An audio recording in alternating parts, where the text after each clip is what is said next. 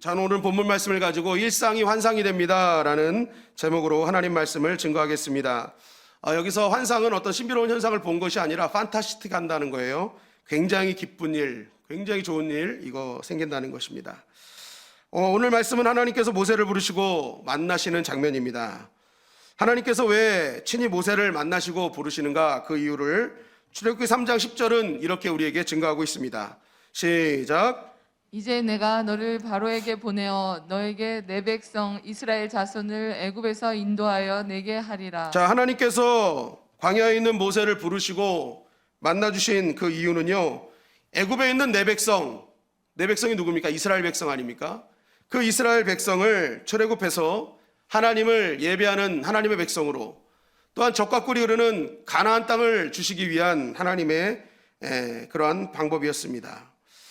그런데 중요한 것은 하나님이 왜 이때 움직이셨느냐, 그 이유를 출애굽기 3장 9절은 이렇게 우리에게 증거하죠. 시작.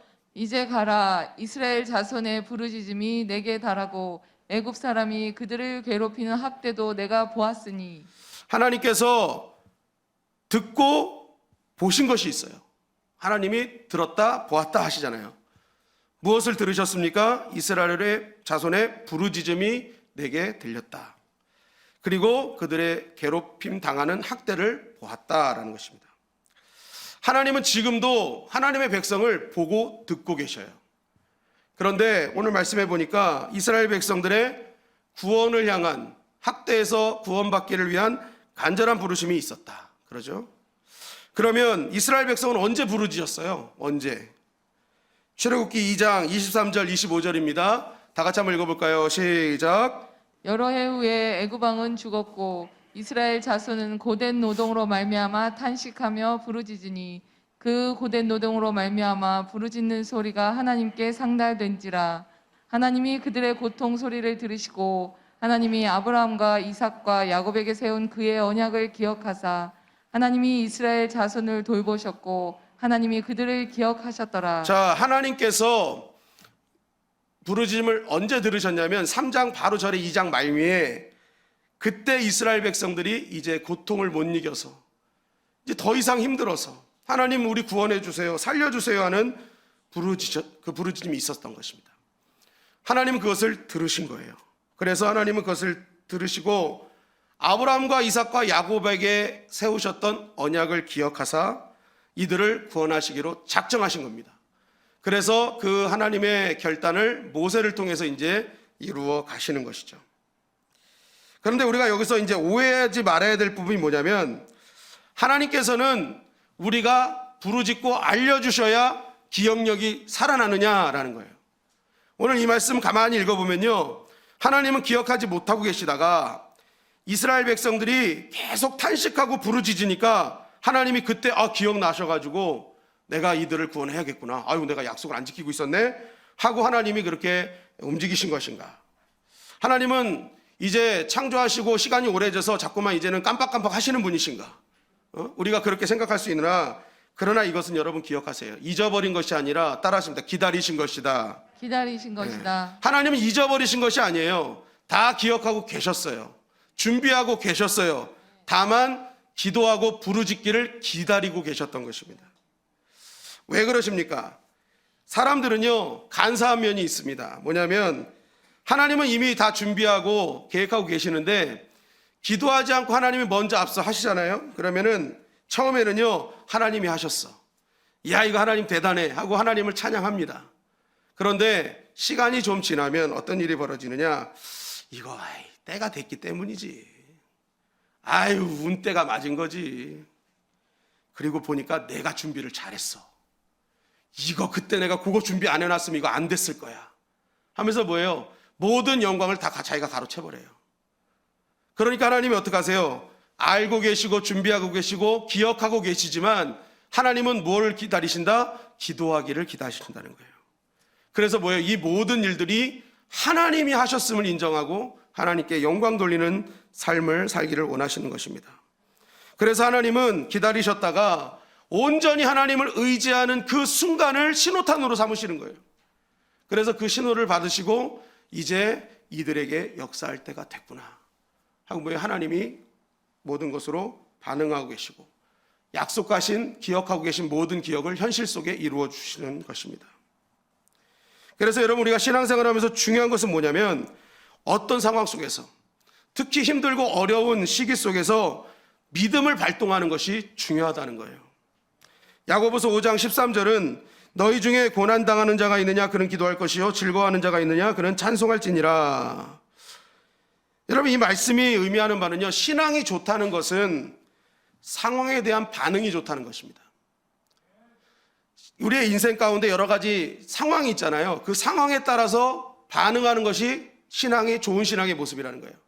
그래서 고난당하는 자는 뭘로 반응해야 돼요? 기도로 반응하고 즐거워하는 자는 찬송으로 반응하는 것입니다.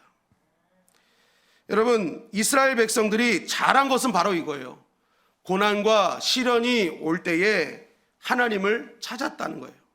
그 순간 믿음을 발동시켜서 고난 가운데 말씀하신 기도로 발동했다는 것입니다. 이들은 사실 애굽에 있는 400년 동안 요셉이 죽고 난 뒤에 한 번도 하나님을 찾지 않았습니다. 성경에 보면 그 400년 동안의 공백 기간 하나님을 찾았다는 기록은 한 번도 없어요. 그런데 참 감사한 게 뭐냐면 400년 동안 하나님을 한 번도 찾지 않은 이 기록 속에서 또 어떤 것이 있느냐, 하나님은 단 한 번도 그 400년 동안 찾지 않은 그들을 책망하거나 혼내고 계시지 않다는 거예요. 400년 동안 가만히 있다가 잘 살 땐 가만히 있다가 힘들 때 기도하는 그 모습을 보고 야 너희들 염치도 없다, 너희들 부끄럽지도 않냐, 400년 동안 입 뻥끗 안 하다가 그거 조금 힘들어지니까 이제 나한테 와서 부르짖냐, 이런 말씀 안 하시더라는 거예요. 오랜 기간 찾지 않았어도 400년 동안 부르짖지 않았어도 뭐예요? 그래 잘했다, 이제 내가 기억한다, 이제 너희들에게 역사할 거야, 그 부르짖는 소리가 나는 기쁘다 하면서 하나님께서는 그 소리를 받아주시고 하나님의 약속을 이루어 가시더라는 것입니다. 여러분 자녀가 부모에게 염치 봐서 용돈 달라고 그러지 않잖아요. 자격 있어 달라는 거 아니잖아요. 자녀기 때문에 달라는 거잖아요. 그죠? 그게 따라했습니다. 자녀된 권세다. 자녀된 권세다. 자녀된 권세예요. 아무리 뭐 내가 못해도 엄마 가서 나 용돈 주세요, 나 돈 주세요, 그게 자녀된 권세거든요. 여러분 하나님은 우리에게 부끄럽냐 염치 없냐 이거 따지지 않아서 네가 내 자녀냐? 그럼 언제든지 와서 부르짖어라. 400년이 되어도 괜찮다. 여러분 혹시 400년 동안 여기 안 부르짖으신 분 한번 손 들어보십시오. 한 4시간 되셨나요? 한 4년 되셨나요? 400년은 아니잖아요 우리가, 그죠? 여러분 걱정하지 마시고 여러분 고난 중에 있습니까? 기도하시기를 주님의 여러분 간절히 축원합니다. 기도하면 되는 거예요. 기도하면 그걸 하나님이 신호탄으로 삼으신다니까요. 그리고 하나님은 모르시는 게 아니야, 알고 계세요. 그러나 기다리시는 거예요. 하나님을 온전히 믿는 그 순간을 기다리고 계신다. 그리고 제가 이 말씀을 이렇게 읽으면서 깨달은 것은요, 지금 이스라엘 백성들이 뭐 때문에 기도했어요? 당하는 고난, 나쁜 바로 때문에 기도하기 시작했잖아요. 야, 이걸 보면서 그렇지, 좋은 환경만 축복이 아니라 나쁜 환경도 기도할 수 있다면 이것은 축복이구나, 나쁜 바로가 이스라엘 백성들에게는 축복의 통로였구나라는 것을 깨닫게 되었어요. 여러분 만약 이때 바로가요 착한 바로고 젠틀한 바로였다고 한번 생각해 보십시오. 애굽인들의 아이들보다 히브리인 아이들이 막 증거하는 걸 보면서 야 저거 가서 다 죽여, 야 그리고 쟤네 더 힘들게 일시켜 하지 않고 이 히브리인들의 출산 제도를 장려하고 막 변경했다고 생각해 보십시오. 세 아이 이상은 자녀 출산 양육비 지원해주고 출산 휴가도 1년으로 늘려버려. 그리고 대학 등록금 다 지원해주고 4명 나면 집 줘. 막 이러면서 히브리 아이들이 막 낳는 거를요 막 장려하고 막 더 막 좋은 조건으로 복지에 신경 쓰고 편의와 친절을 다 베풀었다고 한번 생각해 보십시오. 그러면 여러분들이라면 어떻게 생각하겠어요? 이야, 바로가 꽤 괜찮네, 안 그러겠습니까? 젠틀하네. 그러니까 뭐예요? 기도할 시간이 없어지는 거예요. 기도할 시간이 없어져요.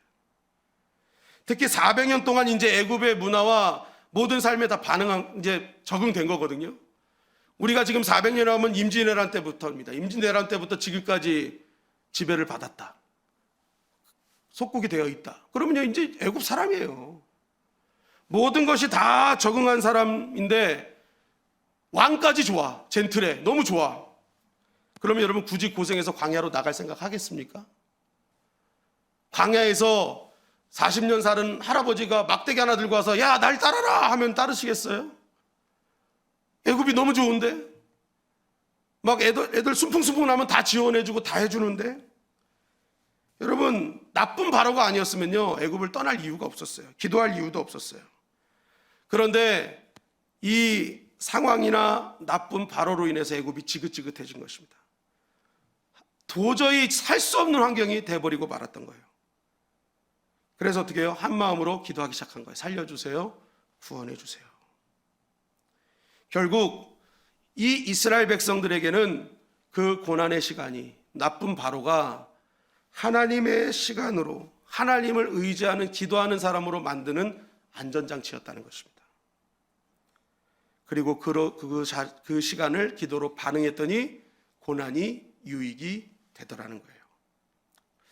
저와 여러분들이 고난이 유익이 되시기를 주님의 이름으로 간절히 축원합니다. 그것이 되려면 어떻게 해야 되는 거예요? 고난이 있느냐? 기도할 것이요.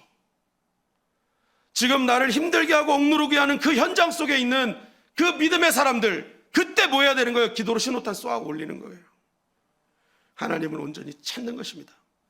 그러면 여러분들의 당면한 모든 고난이 유익이 되고 하나님의 영광을 드러내는 수단이 되어질 줄 믿습니다. 이렇게 이스라엘의 기도에 응답하신 하나님께서 이제 모세를 부르시는 거예요. 그 부르심의 현장으로 가면 오늘 1절, 2절은 이렇게 우리에게 증거하고 있습니다. 다 같이 한번 읽어볼까요? 시작. 모세가 그의 장인 미디안 제사장 이드로의 양떼를 치더니 그 떼를 광야 서쪽으로 인도하여 하나님의 산 호렙에 이르매 여호와의 사자가 떨기나무 가운데로부터 나오는 불꽃 안에서 그에게 나타나시니라. 그가 보니 떨기나무에 불이 붙었으나 그 떨기나무가 사라지지 아니하는지라. 자, 모세는 하나님의 뜻은 알았습니다. 그런데 하나님의 때와 방법을 몰라서 뜻만 알고 자기 방법과 자기 때의 자기 힘으로 구원하려고 했습니다. 그때 결국 모세는 도망자가 됐죠. 왜냐하면 이 모든 일을 알게 된 바로가 모세를 죽이려 했기 때문에 그렇습니다. 그래서 모세는 애굽을 떠나 미디안으로 도망쳤습니다. 그동안 궁정에서 섬김을 받다가 살던 모세, 모든 것 제공해주고 그 제공해준 것으로 살던 모세가 광야에서 산다는 것은 거의 죽음과도 같았을 거예요. 이제 난 죽었구나. 난 끝났구나. 그러나 그것은 모세의 생각이었지 이 광야에서도 하나님의 준비된 손길이 있었습니다. 그 손길이 누구예요? 바로 오늘 본문에 나오는 모세의 장인 미디안 제사장 이드로였어요. 이드로의 딸들을 구해줌으로 이 모세가 십보라와 결혼을 하게 되었어요. 이드로의 딸을 통해서 딸과 결혼하게 된 것입니다. 그런데 왜 제사장 이드로가 하나님의 준비하심이냐? 여러분 3장에는 이드로로 나오지만 2장에서는 이 이름이 뭘로 나오는 줄 아세요? 성경을 잘 보셔야 돼요. 2장에서는 이름이 달라요. 루엘로 나와요. 루엘. 그리고 뒤로 가면요 호밥으로 나옵니다. 호밥. 뭐가 진짜일까요? 자, 루엘이 진짜다. 이드로가 진짜다. 호밥이 진짜다. 네, 할렐루야. 네. 우리 온라인으로는 뭘 듣는지 잘 모르시죠? 네, 다 맞추셨어요. 다 맞추셨어요. 원래 본명은 이드로예요. 이드로. 그런데 루엘은 별명입니다. 근데 이 루엘이 무슨 말이냐? 모세는 의도적으로 2장에서는 자기의 이름을요 이드로로 안 쓰고 루엘로 쓴 거예요. 그것을 무엇을 암시하기 위해서인 거예요. 이 별명인 루엘을 쓴 이유는 루가요 레아라는 뜻, 동료와 친구라는 뜻과 엘이라는 하나님과 합성어예요. 하나님의 친구라는 뜻입니다. 하나님의 친구. 모세가 미디안 광야에서 루엘을 만났다라고 말하는 것은요 광야 같은 인생일지라도 하나님이 친구가 되어주시면 넉넉하게 이길 수 있음을 말하고 싶은 거예요. 하나님이 이미 준비하고 계셨다. 하나님은 나의 친구가 되어주신다. 앞으로 나의 모든 인생길 가운데 하나님 친히 친구가 되어주셔서 어떤 길도 이기게 하신다라는 것을 암시하는 말로 루엘을 사용하고 있습니다. 출애굽기 33장 11절 말씀에 보니까 사람이 그 친구와 이야기함과 같이 여호와께서는 모세와 대면하며 말씀하시며, 이 2장 출애굽기 2장에서 하나님이 친구 되심을 선포했던 이 암시를요 출애굽기 33장에 정확하게 얘기하고 있는 거예요. 하나님은 친구처럼 모세와 얘기하셨다. 아무튼 이 광야에서 친구가 되어주시는 주님, 준비하신 주님의 은혜로 모세는 가정을 꾸렸습니다. 그리고 미디안에서 40년을 살게 되는 것이죠. 그 광야에서 모세는 무슨 일을 했을까? 40년 동안 그는 어떤 일을 했을까? 바로 오늘 본문이 그것을 증거하는 거예요. 1절에 보니까 모세가 그의 장인 미디안 제사장 이드로의 양떼를 치더니 라고 돼 있어요. 모세가 광야에서 했던 일은 장인의 양을 치는 일이었다라고 말해주고 있습니다. 여기서 치다라는 원문을 보니까요 하야로에거든요. 하야로에. 이 하야가 치라는 정형 동사고 더니 로에가 분사예요. 그러니까 이게 무엇을 의미하냐면 지금만 잠깐 했던 일이 아니라 과거에도 늘 반복됐던 일상이었다라고 얘기하는 것입니다. 그러니까 모세는 광야에 들어가서 가정을 꾸리고 나서 매일매일 했던 자신의 삶의 일상은 자신의 장인의 양을 치는 것이 그의 일상이요 하루였음을 성경은 말하고 있는 거예요. 그런데 중요한 것은 뭐예요? 그러한 일상 속에서 반복적으로 했던 모든 일을 하는 순간에 그때 바로 하나님을 만나게 되었다는 거예요. 떨기나무 가운데 역사하시는 하나님을 만났다. 여러분, 모세가 일상 가운데 하나님을 만났다라는 것은 우리들에게 아주 중요한 은혜의 메시지를 선포하죠. 그것은 무엇입니까? 하나님은 특별한 장소에서만 역사하시는 분이 아니라 따라하십니다. 일상에서 우리의 오늘이라는 일상에서 역사하시는 분이라는 거예요. 하나님을 뭐 특별한 장소, 어떤 특별한 기도원, 산속에 묻힌 수도원 뭐 이런 데서 하나님을 우리가 만날 거야. 그거 여러분 잘못된 생각이라는 거예요. 따라하십니다. 하나님은 일상에서 만나 주신다. 일상에서 만나 주신다. 일상에 찾아오시는 분이라는 거예요. 우리의 일상. 그리고 그 일상에서 하나님을 만나는 그곳이 하나님의 산이 된다는 거예요.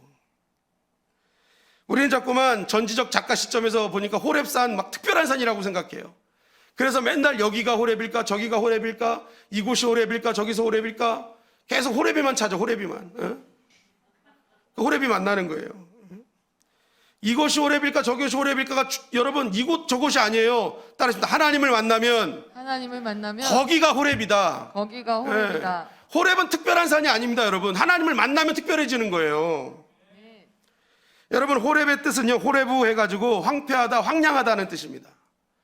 우리가 생각하는 것처럼 호렙은 화려한 산이 아니에요. 황폐하고 황량한 장소예요. 구별된 장소가 아니라는 거예요. 여러분 황폐하고 황량한 장소에 가고 싶으세요? 누구나 그곳을 가고 싶은 사람은 아무도 없을 거예요.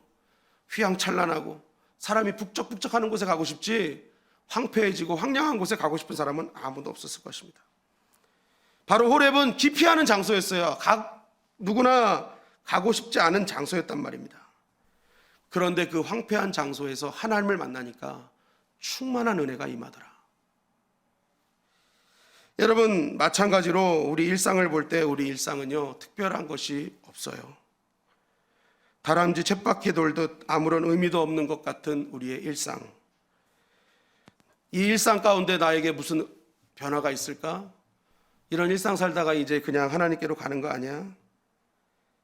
호렙처럼 폐허가 돼서 낙심하고 우울하게 만드는 나의 일상 속에서 여러분 우리가 꼭 붙들어야 될 게 뭐냐? 그 일상 가운데 하나님은 찾아오신다는 거예요. 그리고 그 일상 속에서 만난 그 장소를요 하나님은 거룩한 장소로 만들어 주신다는 것입니다. 그래서 믿음의 사람은요 항상 일상 속에서 하나님을 사모하는 믿음으로 살아야 돼요.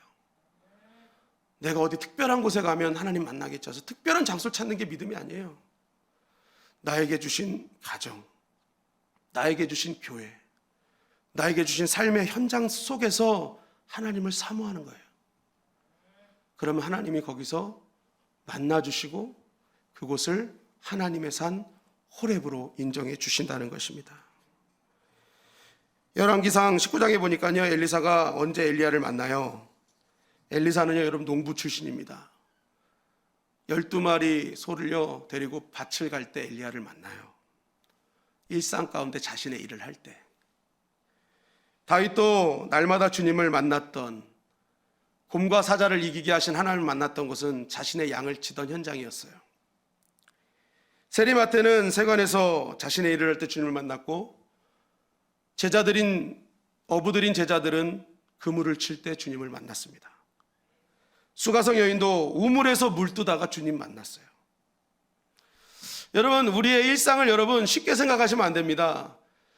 지금 여러분들이 하루하루 살아가는 일상은요, 여러분 각자에게만 주신 하나님의 특별한 선물이고 시간이라는 거예요. 내 일상은요, 누가 살아줄 수도 없고요, 내 일상을 누가 같이 하지 않아요. 오직 나에게만 주신 유일한 시간들이라는 것입니다. 그래서 여러분, 우리는 일상을 하찮게 여기면 안 돼요. 하나님 나에게 주신 선물 같은 시간이에요. 그리고 그것을 선물로 여기고 그 속에서 역사하신 하나님을 기대하며 소망하며 나아갈 때 그 순간순간마다 나의 삶을 변화시켜 주시는 하나님의 임재가 되는 놀라운 호렙의 은혜를 허락해 주신다는 것입니다.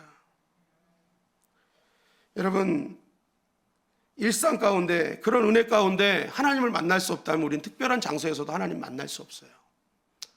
내가 일상 가운데 내가 숨 쉬는 그 순간에 하나님이 나와 함께 하시는데, 그 순간 하나님을 못 만난 사람이 어디 특별한 장소에 간다고 하나님을 만날 수 있겠습니까? 그래서 하나님은 항상 기뻐하며 쉬지 말고 기도하며 범사에 감사하라고 말씀하시는 거예요. 이게 무슨 말이에요? 일상의 믿음이에요. 일상. 너의 삶의 일상 속에서 하나님의 뜻으로 살아가라. 그렇게 하나님의 일상 속에서 하나님의 뜻을 가지고 살아가는 자에게 주시는 은혜를 경험하게 될 것이다. 여러분, 하나님은 이번 한 주 우리의 일상 속에서 찾아와 주시고 만나시기를 원하십니다. 우리가 그런 찾아오시는 주님을 만나는 일상이 되시기를 주님의 이름으로 간절히 축원합니다. 여러분, 특별한 곳을 찾아내는 것이 아니라 일상 가운데 하나님을 만나면 특별한 곳이 되는 거예요. 그래서 여러분들의 가정에서 하나님께 기도하십시오. 하나님께 예배하십시오. 그곳이 하나님의 산이 될 것입니다. 여러분들의 삶의 직장과 사업장에서 그 일상 가운데 만나주신 하나님 붙잡으십시오. 여러분들의 직장과 사업장이 하나님의 산, 특별한 공간으로 하나님 삼아주실 줄 믿습니다. 우리 한 주간 더욱더 일상 속에서 함께 하시는 주님으로 승리하는 저와 여러분들이 되시기를 주님의 이름으로 간절히 축원합니다. 그러면 어떻게 되는 거예요? 일상이 따라하신다. 환상이 된다. 환상이 된다. 하나님이 함께 하시니까 환상 같은 나날이 되는 것입니다. 둘째는 일상 가운데 주님을 만났다면 반드시 돌이키라는 거예요. 우리 3절 4절 말씀 다 같이 읽겠습니다. 시작. 이에 모세가 이르되 내가 돌이켜 가서 이 큰 광경을 보리라. 떨기나무가 어찌하여 타지 아닌고 하는고 하니 그때 여호와께서 그가 보려고 돌이켜 오는 것을 보신지라. 하나님이 떨기나무 가운데서 그를 불러 이르시되 모세야 모세야 하시매 그가 이르되 내가 여기 있나이다. 자, 모세가 눈으로 떨기나무에 불이 붙은 걸 봤습니다. 그런데 오늘 이 말씀 잘 보세요. 모세가 그냥 그거 보고 멈췄나요? 지나갔나요? 말씀을 잘 보세요. 지나갔어요. 왜냐하면 광야에서요, 그 마른 풀이요, 그 뜨거운 햇빛에 불 붙는 경우들이 종종 있어요. 금방 타서 없어지는 경우들이 있거든요. 그러니까 모세는요 40년 동안 광야를 가면서 불타는 나무들 수없이 본 거예요. 그러니까 지금 눈앞에 딱 보이는데 저 불타고 있구나, 그냥 처음에는 지나갔어요. 그런데 가면 갈수록 이상한 거예요. 여태까지 봤던 불이랑 다른 거예요. 한 방에 그냥 딱 태워서 재가 돼야 되는데 계속 불타고 있는 나무가 있는 거예요. 그래서 뭐 한 거예요? 모세가 이르되 내가 돌이켜 간다는 거예요. 돌이켰다는 거예요. 이상하네. 그리고 뭐라는 거예요? 내가 다시 가서 이 큰 광경을 보리라 한 거예요. 가던 길, 자신의 관심사는 뭐예요? 지금 장인의 양떼에 풀 먹이는 거예요. 밥 먹이는 거, 이게 자기 관심이었어요. 그런데 지금 관심사가 바뀐 겁니다. 하나님의 불에 관심을 가졌어요. 그래서 돌이켰어요. 그런데 여기서 중요한 것은 뭐예요? 그때라는 거예요. 그때에. 지나갈 때는 하나님이 가만히 계셨어요. 모세야 지나가면 안 돼. 잠깐 여기 잠깐 봐봐 하지 않았어요. 그냥 놔두셨어요. 그런데 돌이키는 순간 그때에 하나님이 뭐예요? 그것을 보시고 모세야 하셨다는 거예요. 여러분, 우리의 인생 가운데요, 우리 일상 가운데 하나님을 알고 깨닫는 순간들이 옵니다. 그런데 그때 알면서도 내 관심사대로 살아가는 인생이 많아요. 만났는데, 경험했는데 내 관심사는 바뀌지 않아. 오로지 나의 관심사대로만 살아. 그때요, 하나님의 선명한 음성 들을 수 없다는 거예요. 언제 하나님의 선명한 음성을 듣느냐? 그것을 보고 돌이킨 사람. 그럼 하나님이 그것을 보고 돌이킨 그들을 보고, 야 성민아 잘했다. 그때 들려오는 선명한 하나님의 음성이 있다는 것입니다. 여러분, 우리 인생 가운데 내 관심, 우리가 믿음으로 산다는 건 뭐예요? 이제 내 관심대로 살지 않겠다는 거 아니겠습니까? 하나님의 관심이 무엇일까? 하나님이 기뻐하시는 것이 무엇일까? 예배를 한번 드려도 나의 기쁨이 아닌 하나님이 기뻐하시는 모습이 뭘까? 그래서 여러분, 내 마음이 합한 자라고 하시잖아요. 다윗을 향해서. 왜요? 하나님 마음, 하나님 관심 갖고 있는 걸 항상 다윗은 생각했거든요. 그게 돌이킨 인생이고, 그런 다윗을 향해서 하나님은 항상 다윗아 어디를 가든지 이기게 하셨다는 거예요. 여러분, 마찬가지로 우리가 이번 한 주간 하나님께서 일상을 함께 하시거든요. 그때 하나님이 왜 일상 속에 함께 하신 주님을 만나게 하십니까? 돌이키라는 거예요. 이제 돌이키라는 거예요. 그럼 그때 들려지는 하나님의 소리가 있습니다. 그때 역사하시는 하나님의 능력이 있어요. 그때 역사하시는 나에게 주시는 새로운 일상이 있다는 거예요. 그 새로운 일상이 뭐예요? 첫째는 지치지 않는 인생으로 바꾸어 주시는 일상이라는 거예요. 모세는 나이가 80이 된 무기력한 노인이었습니다. 자신의 양도 아닌 장인의 양을 치는 인생. 뭘 뜻하는지 아시겠죠? 미래와 소망이 없어요. 열정도 없어요. 이제는 내 장인 양 치다 그냥 죽겠다. 내가 어떻게 한번 키워보겠다는 이런 열정 하나도 없어요. 소망도 없고 미래도 없던 그 모세가 호렙산 황폐한 곳에 황량하게 서 있는 떨기나무 한 그루에 타 있는 하나님께 임하시는 불꽃을 보자마자 그는 지치지 않는 하나님의 사람이 되었다는 거예요. 그가 가는 곳곳마다 놀라운 하나님의 역사가 일어났다는 거예요. 여러분, 떨기나무는 거창하지 않아요. 흔해 빠진 사망에 있는 그냥 나무에 불과합니다. 그런데 그런 떨기나무가 지금 이 성경에 우리에게 기록되어지고 우리가 관심 갖는 이유가 뭐예요? 떨기나무의 위대함이 아니에요. 떨기나무가 뭔가 대단해서가 아니에요. 떨기나무에 임한 불이 있기 때문에 우리는 떨기나무에 관심을 갖고 있는 거예요. 마찬가지예요. 떨기나무의 불은 우리에게 어떤 메시지를 주는 것입니까? 너희도 떨기나무 같은 존재 아니냐? 이제 환경도 어렵고 너희 육신은 겉으로 보면 맨날 후패해져 가고 나이도 이제는 더 먹었고 이제 꺼지는 인생 아니니? 그러나 그 환경과 나이와 조건을 넘어선 하나님의 능력이 너에게 임한다면 너희가 머릿속으로 제안하고 이성으로 제안한 그것을 뛰어넘는 하나님의 은혜를 경험하게 될 거야. 하나님께서 떨기나무 가운데 꺼지지 않는 불로 우리에게 주시는 메시지는 바로 그거예요. 내가 그동안 내 생각으로 제안했던, 난 이제 못할 거야 했던 그 인생이요, 하나님의 불의 능력으로 뛰어넘는 인생으로 하나님 만들어주시는 새로운 일상을 허락해 주신다는 것입니다. 땔감으로 끝나는 인생이 아니라 활활 타오르는 하나님의 사람으로 만들어주시는 거예요. D.L. 무디가 모세 이 출애굽기 1장 3장을 이렇게 해석했어요. 왕궁에 있을 때 무엇이든지 할 수 있겠다는 생각으로 살아갔던 모세는 썸바디 인생이었다는 거예요. 그런데 광야 40년을 지나며 이제 자신은 아무것도 못하는 노바디 인생이 됐다는 거예요. 나는 아무것도 아니야. 이젠 끝났어. 그런데 떨기나무 가운데 하나님의 불을 만나는 순간 그는 이제부터 모든 것을 할 수 있는 에브리바디 인생이 됐다는 거예요. 여러분, 혹시 여러분들의 인생이 한동안 그래 내가 무엇이든지 할 수 있어 할 수 있던 썸바디 인생이었습니까? 그러다가 나의 한계를 체험하고 내가 할 수 없다는 것을 인정하고 이제는 나는 아무것도 아니야, 나는 이제 끝났어 하는 노바디 인생입니까? 그렇다면 오늘 말씀을 붙잡으십시오. 떨기나무 가운데 임재하신 하나님의 불, 그 불 붙잡으면요, 따라하십니다. 에브리바디.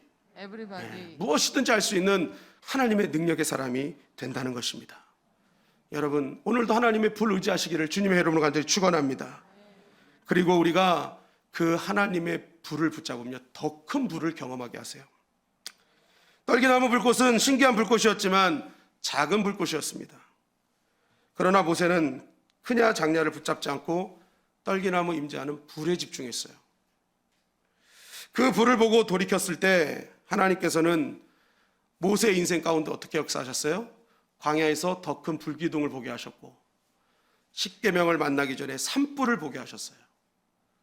작은 불이 불기둥이 되고 온 산을 뒤덮는 하나님의 영광을 보는 시점이 작은 불이었다는 것입니다.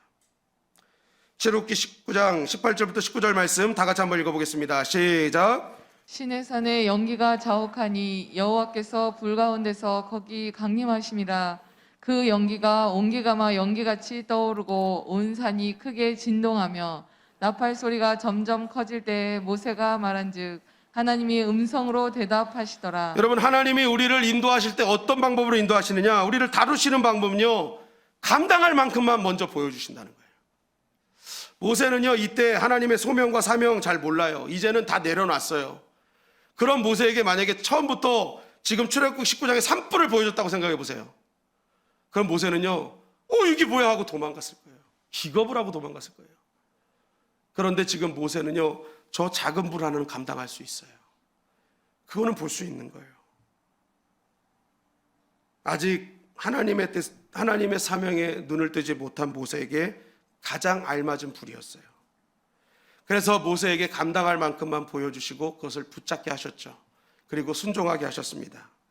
그리고 그러고 작은 것을 붙잡은 모세에게 불기둥을 보여주셨고 점점 확산되는 하나님의 더 큰 능력을 보게 하셨어요. 한번 따라하겠습니다. 작은 순종이 큰 변화를 맛보게 한다. 큰 변화를 맛보게 한다. 여러분, 1994년에 뉴욕의 강력범죄를요 75% 줄이는 역사적 사건이 일어납니다. 강력범죄가 여러분 75%가 줄었다는 건 이거 어마어마한 일 아니겠습니까?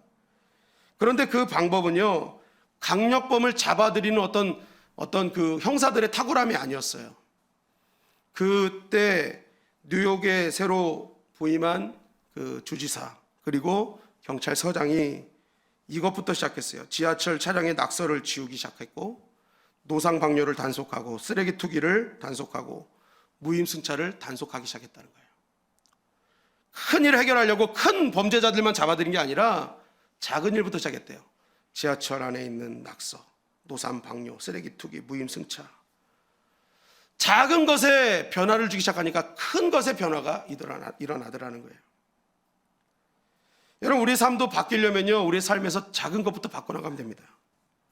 우리의 재정 문제가 풀리길 원한다면 이제 가계부를 쓰면서 나의 소비 패턴을 정리하는 거예요. 그래서 나의 작은 소비 색깔을 정리하다 보면 어느새 나의 재정 문제가 풀려 있는 것을 보는 것이죠. 건강해지고 싶으면 산속에서 산삼 캐 먹으려고 하지 말고 나의 삶 속에서 균형 잡힌 식단을 하고 간단한 운동을 하는 것입니다. 여러분, 혹시 아실지 모르겠지만 제가 지금 허리띠 2칸이 줄었습니다. 2칸이 줄었는데 이 몸이라면 제가 예전에 어떤 몸이었는지를 저도 깜짝 놀라요. 비결은 나중에 알려드리도록 하겠습니다. 중요한 것은 뭐예요? 작은 것부터 시작하는 거예요. 작은 것부터. 여러분, 올바른 부부관계, 올바른 가족관계도 마찬가지입니다. 집집마다 촛불 잔뜩 켜놓고 들어오는데 짱 해가지고 꽃가루 뿌려놓고 욕조에다가 장미꽃가루 다 뿌려놓고, 여러분, 그러다 집 불타는 거예요. 그런데 이거를 하는데 4년에 한 번씩 올림픽 하듯 하는 거예요. 그렇게 해서 여러분 해결되는 게 아니에요. 부부 문제, 가족 문제는. 지금 나의 일상에서 나에게 서운한 마음 풀어주는 거, 따뜻한 말로 위로해 주는 거, 그걸로 대화하는 것부터 부부 문제와 가족 문제는 해결되기 시작한다는 거예요. 크기 논리로 나가는 것은 믿음이 아닙니다. 작거나 크거나 그곳에 임재하시는 하나님께 집중하는 것이 진짜 믿음이에요. 그리고 작은 것에서도 하나님이 함께 하시는 걸 인정하고 그 작은 것부터 순종해 나갈 때 더 큰 하나님의 영광을 보게 되는 것입니다. 요즘 제가 계속 말씀하는 게 우리 교회에 엄청난 간증들이 있거든요. 그런데 그 간증자들이 하시는 말씀이 딱 하나예요. 그냥 교회에서 하라는 대로만 순종했어요. 그냥 교회에서 하라는 대로만 했어요. 기도하라면 기도했고, 예배 드리라면 예배 드렸고, 단일 기도하라면 단일 기도했어요. 우리의 이성과 생각으로 상상치 못한 일들이 너무 많이 벌어졌어요. 선포하라면 했어요. 그게 간증이에요, 여러분. 특별하게 무슨 기도원에 들어가서 뭐 며칠 동안 금식하며 하나님 만났어, 이게 아니에요. 나의 일상 가운데 그냥 교회에서 하라는 대로 했을 뿐이에요. 그랬더니 하나님이 역사해 주셨어요. 여러분, 세상을 뒤집는 영적 변화의 시작은요, 작은 마가의 다락방에서 하나님께 기도하고 기다리라는, 성령을 기다리라는 그 순종으로부터 시작됐음을 기억하십시오.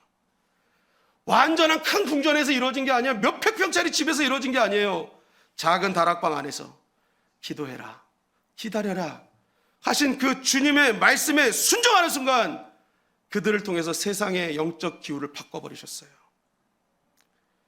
여러분, 오늘 이 시간 우리 다시 한번 나의 일상 가운데 작은 순종으로 하나님께 나아가시기를 주님의 이름으로 간절히 축원합니다. 그 작은 순간을 환상적인 날로 하나님 우리의 일상을 만들어 주실 거예요. 여러분, 그 작은 순종을 하는, 하나님 붙잡는 그 자리가 하나님의 산 호렙이 될 것입니다. 다윗은 양 한 마리 사랑하는 마음이 있었기에 하나님은 그 마음, 작은 마음, 그 양 한 마리 사랑하는 마음을 보시고 자신의 백성, 하나님의 양떼를 지키는 민족의 왕으로 삼아 주셨어요. 작은 것 순종이 큰 역사를 이루는 것입니다. 오늘부터 우리의 일상 가운데 작은 순종을 통해서 환상적인 하나님의 역사를 경험하는 그런 저와 여러분들이 되시기를 주님의 이름으로 간절히 축원합니다. 일상 속에서 새로운 일상으로 만들어주시는 그 하나님이 저와 여러분의 하나님인 것입니다. 이 말씀 붙들고 올 한 주도 승리하는 저와 여러분들이 되시기를 주님의 이름으로 간절히 축원합니다.